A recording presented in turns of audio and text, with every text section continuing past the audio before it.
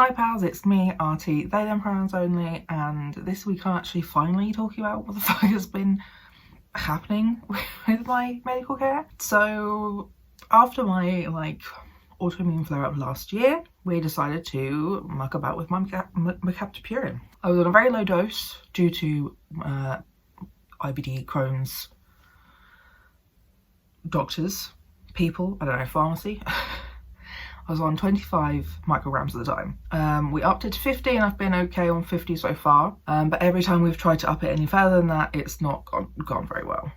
And as I have been tapering off of my steroids, I am in more and more pain, just with everything.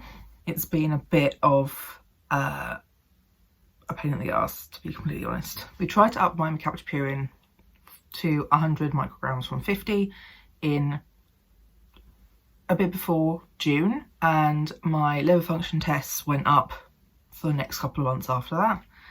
So I came off it for a week, went back to 50, waited. We then tried again in, I'm going to say October. We upped the dose then. I had another blood test in sort of like mid-November. I was also feeling pretty rough around that time too, having a lot of symptoms that look similar to liver damage, but also are quite common in Crohn's disease. So here's your TMI warning for that one.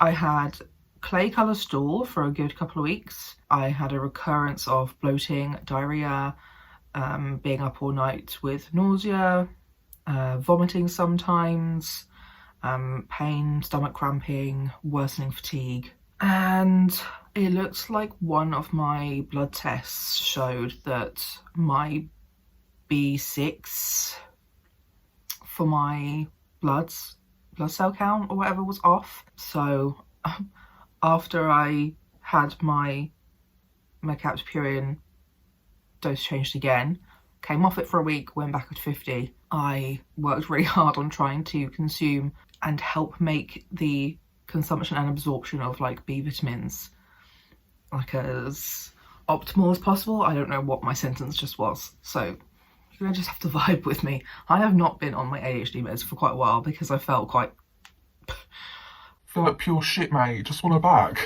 And they did come back up to normal, and then everything else sort of went away as well.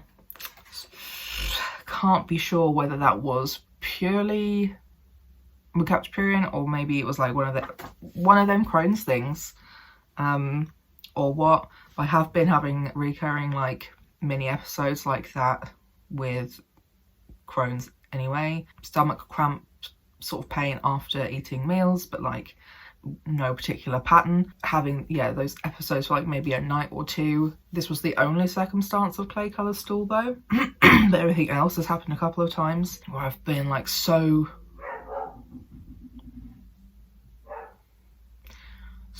nauseous that I cannot function. And as I've been talking about in a few other videos, just generally increased pain, which can be linked to Crohn's as well. It could also just be my hypermobility or fibromyalgia sort of flaring up, or a lot of the baseline chronic pain that I have coming back as I'm tapering off steroids. Either way, it's been pretty fucking rough. I've been having a lot of like chest discomfort as well. It's been disrupting my sleep for a few months too. Like literally 4 or 5 months now, which doesn't help. Sleeping badly does not help sleep. And yeah, I was just started to keep getting this response from my rheumatologist of like, oh, you've just picked up another infection. You've just picked up another infection every time my liver function tests came back raised after changing my dose to like 100. I got a call from her secretary to be like, yeah, go back up onto 100 again. And I was like, no. I got the call like about a week before my next appointment anyway, and I was just like, I'm not doing that. And they mistook it for I'm not starting it again, which is not what I said. I still was and remained on 50 micrograms, but I didn't want to up the dose without speaking to her face to face. or like at all, because this wasn't even her, it was her secretary. Like, I had a lot of things to say and share, and I was just like, I don't feel comfortable just upping this dose again. I felt quite unwell the last time that happened. It can't just keep being brushed off on an infection, because my last blood test at that point in time, like early December one, I think, no, mid-December, the tests have gone back to normal. The liver tests have gone back to a normal range, or like nearly normal, something like that. And I was sick, like I actually had a virus, like I knew I was unwell and I had an infection of some kind. So you can't just keep blaming my liver blood tests shooting up because of some mystery virus that I may or may not have, especially when no other blood test is showing this. And even as well, like a lot of my inflammatory markers have been mostly normal. They've gone up and down a little bit in the last few months, but they haven't really gone that high, and I do believe they are now back to normal in January. So yeah, then when I spoke to her next time, I was like, you know, it wasn't a no, I'm never doing it again, or I don't want to go on Mercaptopurine again, or I want to come off it. It was just a, I want to have this conversation face to face, because it's just annoying feeling ignored anyway as a patient when I speak about my pain, but then also having my body being ignored in all of the tests that are coming through. And it's like, yeah, you know, I wasn't against trying to up the dose again at all, but it was just more like, have a conversation with me and maybe let's take a different approach. Because I've been saying to my friends and my family, like, you know, maybe instead of 100 we try 75. Because like, I could not care less about having to cut my pills in half if it means that's the right or better dose, you know. Yeah, it took, because this was 29th of December, I think, that last appointment. We changed to the 75 then. I had my last blood test January, oh my god, what was the date? I don't even know.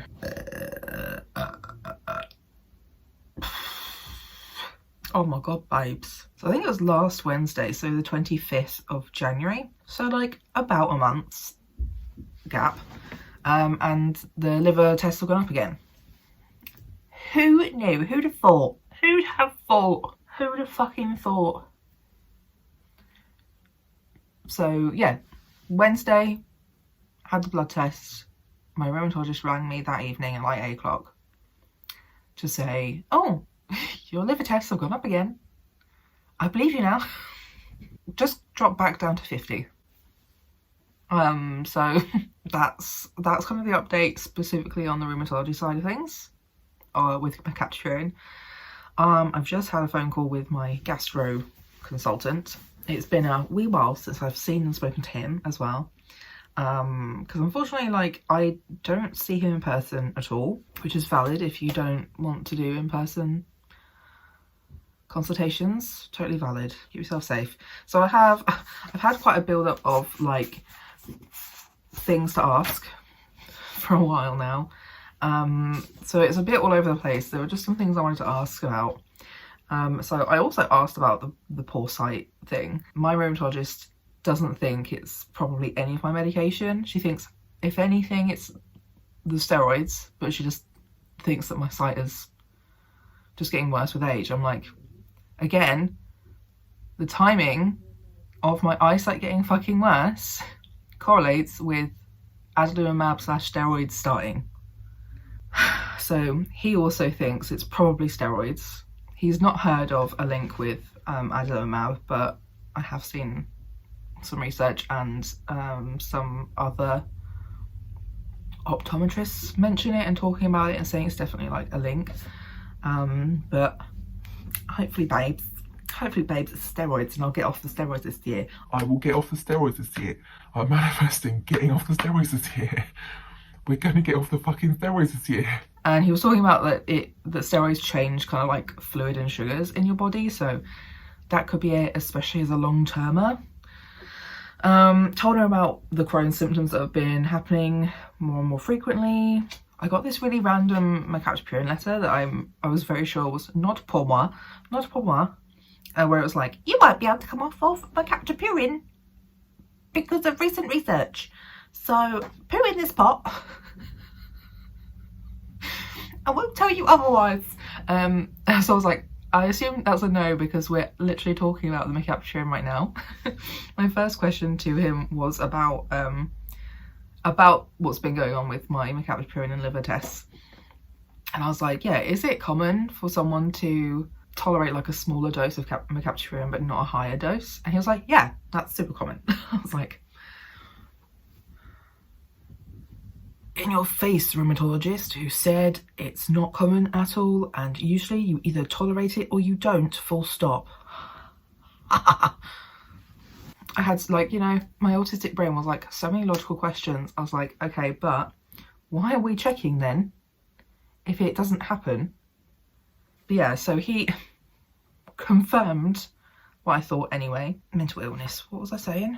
Oh yeah, so basically, I don't remember the exact wording of it because I had this phone call just under an hour ago. I don't remember all the exact words. Something to do with methylate. But basically, there's two ways of processing this medication. One way is the normal and good and helpful way, where your body does it properly. The other way is when your body doesn't do it normally, properly, or the best way. So you lose a lot of the effectiveness of the medication. So,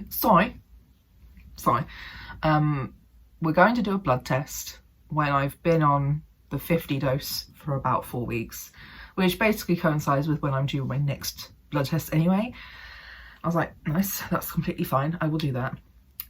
Where they're going to check whatever it is, because I don't know what the level was, I don't know what they're checking. I didn't quite capture that part. But yeah, basically, if this blood test shows that I do not methylate or whatever it is, Mercaptopurine properly in my body, there's a possibility of going on another medication called allopurinol,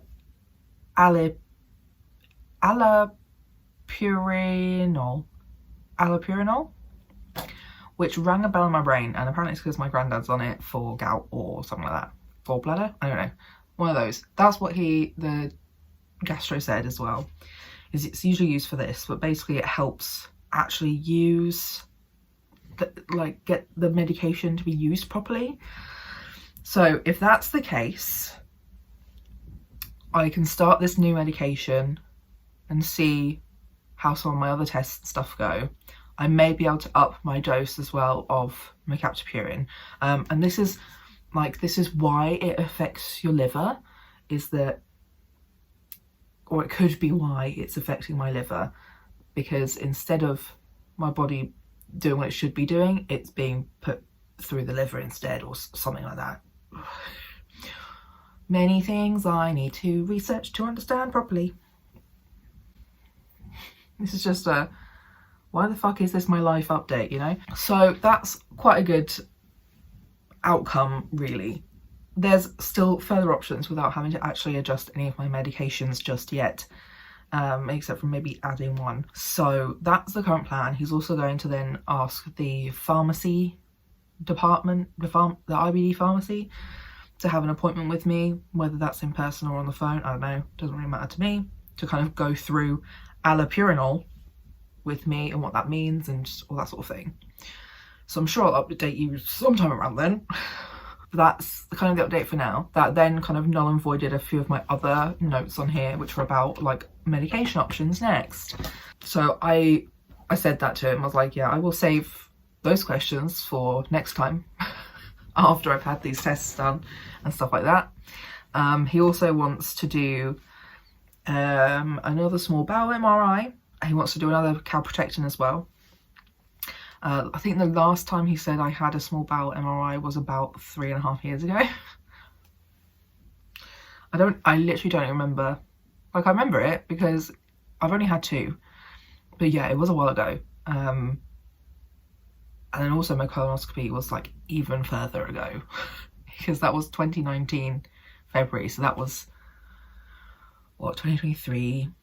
That was, yeah, basically 4 years ago. But he said that we can put off the colonoscopy because they're rather unpleasant, he said. And I was like, I mean, they're all unpleasant, but yeah, I guess. And he thinks that the majority of the things that we're looking for and want to see or look at will be able to be shown or seen in the small bowel MRI anyway. So we'll go with that first. Again, I was like, okay, cool, that's fine, I can do that. And if you're new here, or generally to small bowel MRIs, there's like two aspects of it. One is that, oh my god, there's like three aspects to it. One is that you have to go on like a special like little diet for a day or so beforehand, because they're looking in your stomach, and your colon. The next part of it is that you have to drink dye, and like to also like expand all of your insides so they can see things better. And the other part of it is that you also have IV Buscopan, which is a antispasmodic. I don't really know why they need to give you that, but they do. So that was something I mentioned. If you follow me on Instagram, I did make this post recently where I was talking about, hey, this year it looks like it's probably going to be like redoing some tests, and I fucking hate them, and I've had really bad experiences doing all these fucking tests, and I have medical trauma, but here we are, doing my best. And how I've been sort of like mentally preparing and thinking about what things I could possibly change or make easier for myself in these situations. And I said that to him briefly as well. And I was like, so I have issues being cannulated. I've been told that it might be easier to cannulate my hand, but it's probably painful. So I was like, can I please get numbing cream for my hand? Please and thank you. And he was like, yeah, sure. So he's written that in the referral to MRI, so that they will just be able to give me, or put that on before the MRI, because with a small bowel MRI you have to turn up, you have to drink all this drink, and you're sort of waiting around for a while, so I'll have plenty of time for that. Then they have to, shoot all of the IV Buscopan in to your veins. So that's not too bad. I can cope with that. We can deal. Fighting my medical PTSD in the face. So that was kind of like our next steps, and calprotectin is a poo pot sample test. Again, if you're new here or new to IBD gastro stuff, those are fun. I've got to do those. I'll try to do my calprotectin soon, but also like you need to have somewhere to take it. So it has to be like arranged so that you get it to the right place before a certain time. So yeah, we'll see. I don't think I'm in like an uber rush for that, but yeah, I am still on 8 micrograms of steroids. So that was sort of the general gist so far of all of those bits and pieces. He also wanted to know a bit about steroids, and because I'm on cotrimoxazole, which is more of a IBD team thing for if you're on multiple immunosuppressant medications, just as like a safety net to try and help prevent respiratory infections, which are quite common, and honestly very common at the moment with COVID and other things that are going around all the time. Do any of you wash your hands? So yeah, I sort of said that I'm on 8 at the moment. I just got a refill of the cotrimoxazole of like 3 months, and by the end of the 3 months, hopefully, if other things are going well, I will hopefully have dropped from 8 to maybe 5 or 4. No, yeah, 5.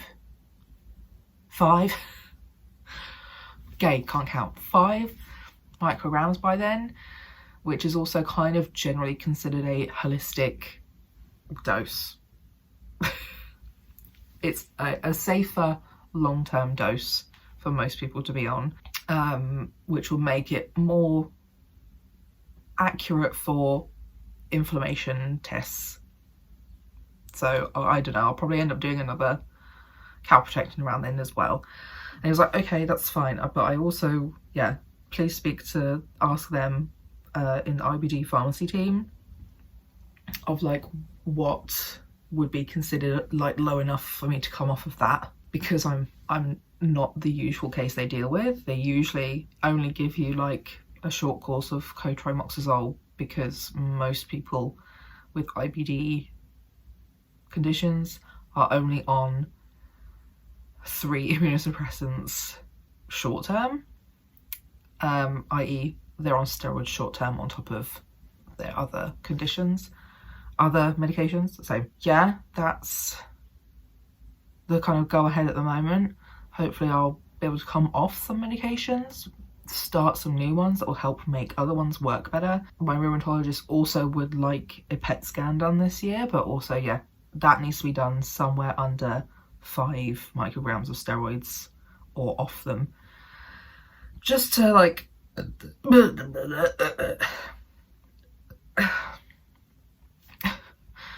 check everything out, see what's still inflamed, what isn't, and kind of go from there. So yes, I've been feeling quite miserable. I'm not going to lie, I've been in a lot of pain, as you saw me getting very sad about in my last video. A lot of frustration around rheumatology, to be honest. But after the conversation I've had today with my gastro, I do feel a little bit better. There are things that are being done, things that are options. There are options that I did not know about, again, that we can try. He's also said that it's probably best that the IBD pharmacy take over my Mercaptopurine type care as well. Not to step on anyone's toes, he was saying. I was like, no, I think my rheumatologist would be okay with that, because she's run out of ideas. When she called me last week after the blood test and I told her about this appointment with the gastro and that I was going to ask about medications options anyway, she thought that that would be a good idea. So yeah, seeing as they have a bit more experience anyway using Mercaptopurine and doing these sorts of things, he thinks it'd be better that the IBD pharmacy do that. And I agree. She's had her shot, the rheumatologist, and it's not gone so well. So somebody else do it, please. Somebody else be in charge of that. And they are quite easy to be in contact with. I email them already for the cotrimoxazole. They're quite fast in responding. So yeah, it's not looking too bad. I've been able to get a few decent nights sleep recently, and that has helped with some of my pain. I am still like, I've gone back to my CBD drinks again, and I literally chug one every evening now. Chug one every evening, have my codeine and my gabapentin,